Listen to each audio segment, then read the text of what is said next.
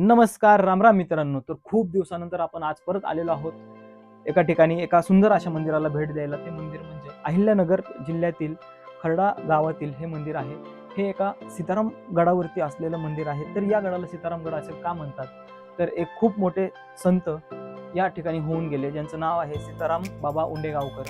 तिथे जवळच एक उंडेगाव म्हणून गाव आहे, तेथील ते रहिवासी होते. मला आठवतं, मी लहान असताना मी या बाबांचं दर्शन घेतलेलं आहे.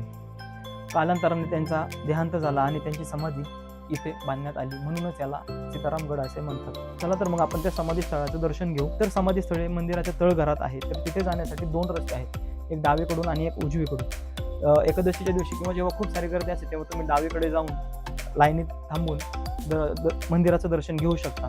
इतर वेळेस आज गर्दी नाही, त्याच्यामुळे आपण आज उजवीकडूनच जाऊन डायरेक्ट दर्शन घेऊया. चला तर मग दर्शनाला जाऊयात.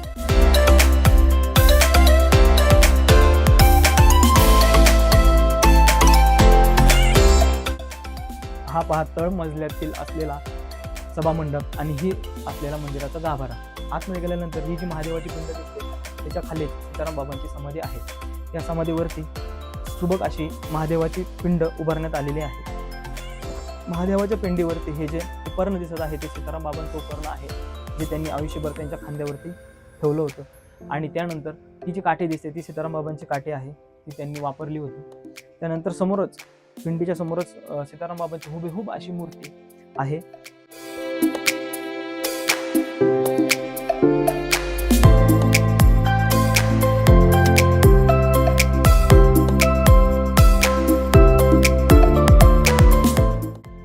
तर हे दर्शन केल्यानंतर आपण पहिल्या मजल्यावरती गेल्यानंतर 3 सुबक अशा आणि खूप सुंदर अशा मूर्त्या आहेत. चला तर मग त्या पाहूयात.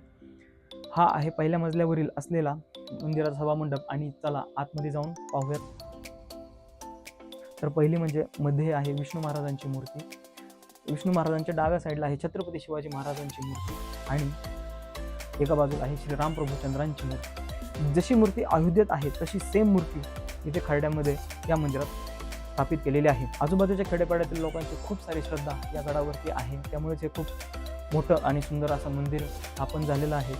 आणि इथेच बाजूला एक भंडारा असतो, जिथे कंटिन्यू तुम्ही कधी या, तुम्हाला काही ना काहीतरी भात म्हणा, काहीतरी प्रसाद म्हणून तुम्हाला खायला मिळते.